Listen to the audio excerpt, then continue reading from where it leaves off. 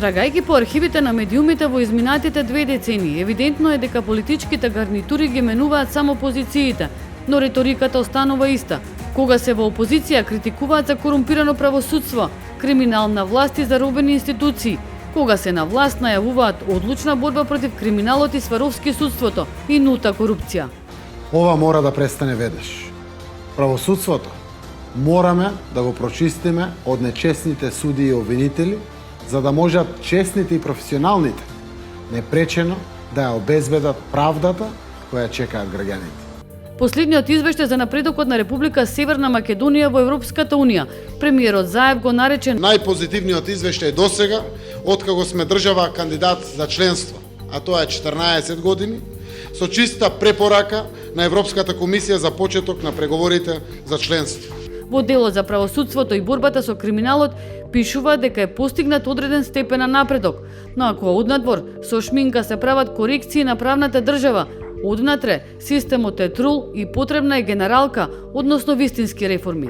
Токму оние суди и обвинители кои што работеа и досега во изминативе години, кога во меѓународните извештаи беше констатирано дека се работи за заробена држава, заробени институции и заробено правосудство, на истите лица, значи истите човечки ресурси во овој момент работат и судат, така што неопходно е да се приспита за дел од нив можеби нивното назначување и именување на тие функции, за дел од нивното да се преоцени нивното работење.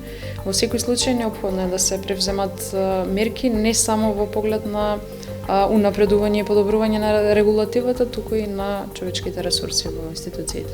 Првиот човек на јавното обвинителство, Љубомир Јовески, е на став дека треба да има филтрација во овие институции, но клучното прашање е кој и како ќе го спроведе. Ветинг само заради ветинг не е потребно. Многу треба прецизно да се постават тие прашања кој ќе го врши ветингот. Дали во рамките на тој процес ќе има определени политички влијанија.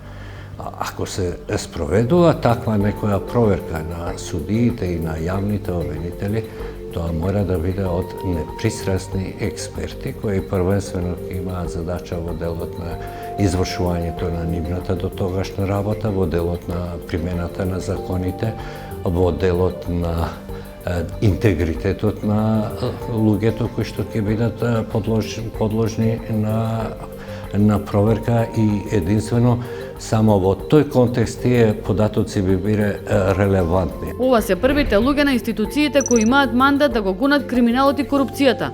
Сите велат дека прават максимални резултати согласно условите во кои работат, а условите се далеку од идеални. Низ годините во владата и институциите изготвени се стотици и стотици стратегии и кампањи, направени се комисии и оперативни тимови, но и натаму земјава е на 93-то место според степенот на корупција во друштво со Косово и Монголија. Новиот состав на антикорупцијската комисија беше избран во февруари. Во изминативе 9 месеци комисијата отвори повеќе предмети за непотизам, судир на интереси и финансиски злоупотреби, а поведе постапки за испитување на имотната состојба на 9 функционери. За дел од предметите антикорупцијска има надлежност да утврди одговорност, но дел ги препраќа на натамошно постапување во други институции.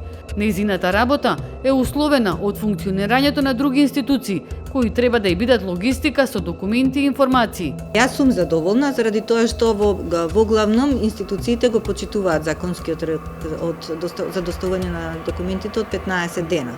Меѓутоа не сум задоволна од бавноста на решавање на нашиот проблем со преселување, со инсталирање на опремата и со поврзување со овие 17 институции за кои што законот ни дал надлежност да бидеме поврзани. Кога тоа ќе биде целосно функционално, тогаш нема да имаме потреба од чекање документи од институциите, туку на моментална основа ќе имаме размена на податоци, тогаш ќе бидеме навистина поефикасни.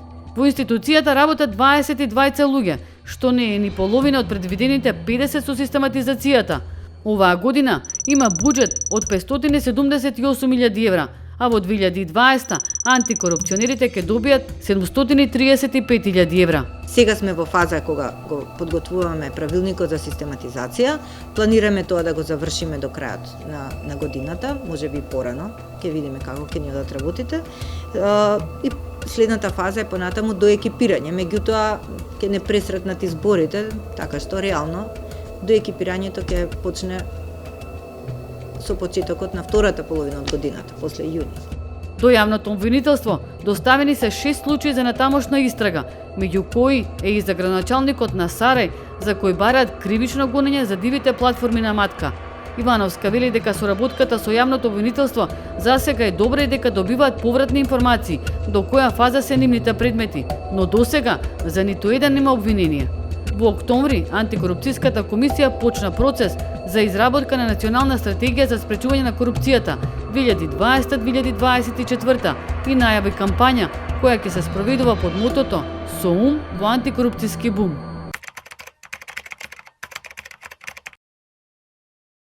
Арапат Муарими начело на финансиската полиција од јули 2017 година и вели дека е задоволен од постигнатите резултати.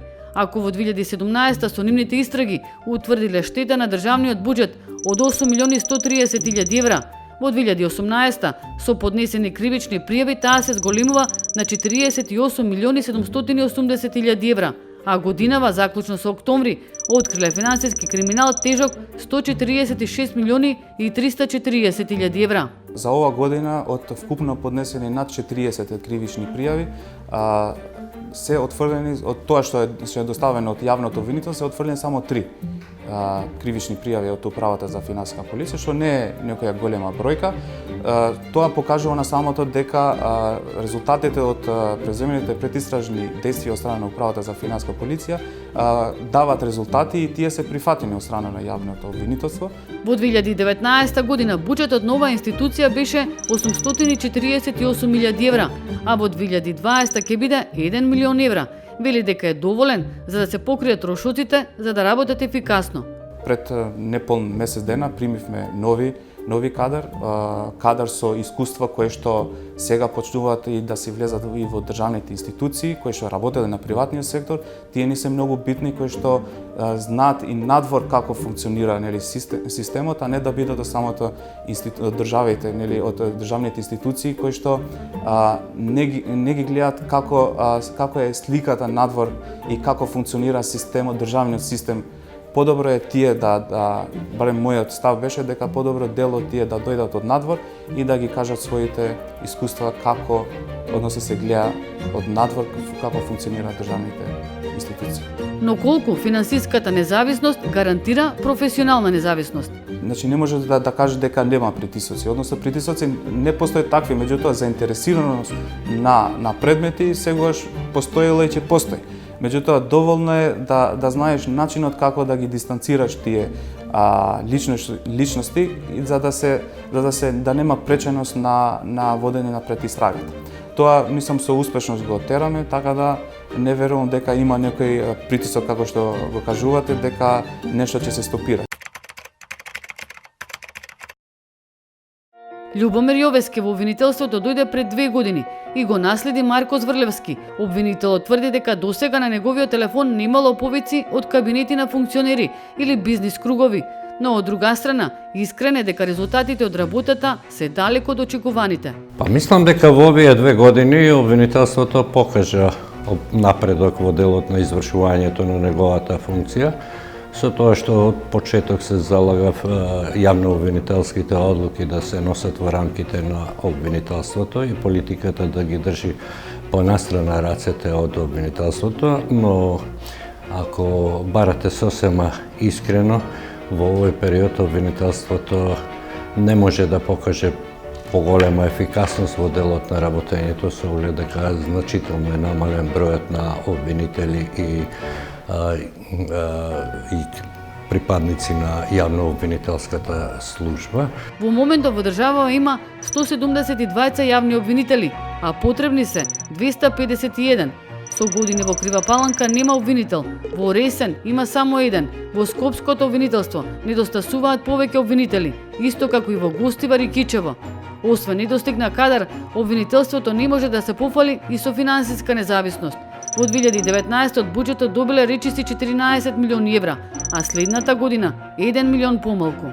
Па обвинителството може, ако сакате наједноставно да се одговори дека не е финансиски независно, со оглед дека тоа буџетот го одобрува најпрви прави предлог на буџетот Министерството за финансии, потоа владата го утврдува и потоа на седница на Собранието на Републиката.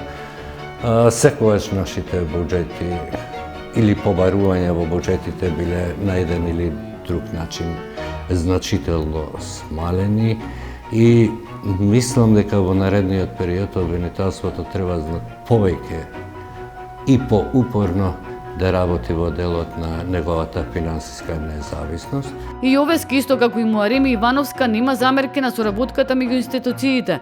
Вели дека кога има основа постапуваат по наудите на ревизорските извештаи на државниот ревизор, отвораат случаи врз основа на кривични пријави од финансиската полиција или пак предмети од антикорупцијската комисија.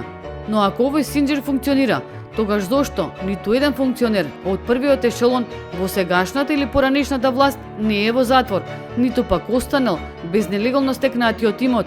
Прашања на кои засега одговор треба да се бара во ветингот на судиите и обвинителите.